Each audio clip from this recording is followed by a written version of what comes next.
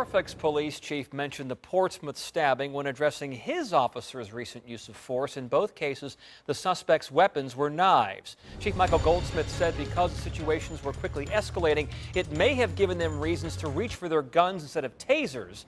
Then your side's Erin Kelly was there as he talked about those two deadly shootings in less than 1 week. And he said that an investigation will have to determine whether or not deadly force was justified, but he does stand by his officers. Now, the family of the latest person killed in these officer-involved shootings, David Latham, had told us that they weren't expecting anything but help. They weren't expecting anyone to get killed. Today, we worked to find out exactly what happened.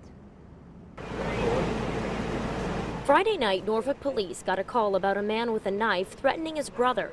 They say David Latham wouldn't drop it when they got to the door, and an officer shot and killed him.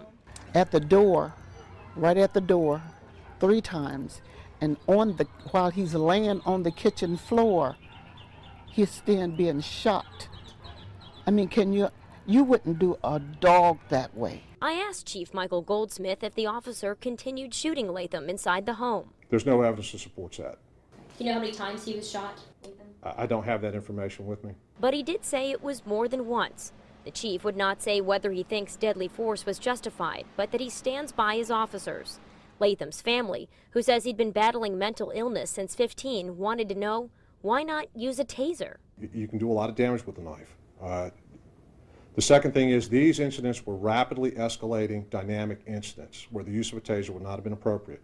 The officers ended up having to choose to use their firearm in order to save their own lives or save the lives of other citizens.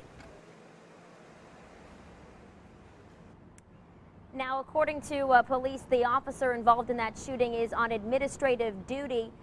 We also asked how many times did police go to Latham's home. The family had said that police had responded several times, that they had come to help out with Latham before. I asked the chief about that. He said they're still working to get that information.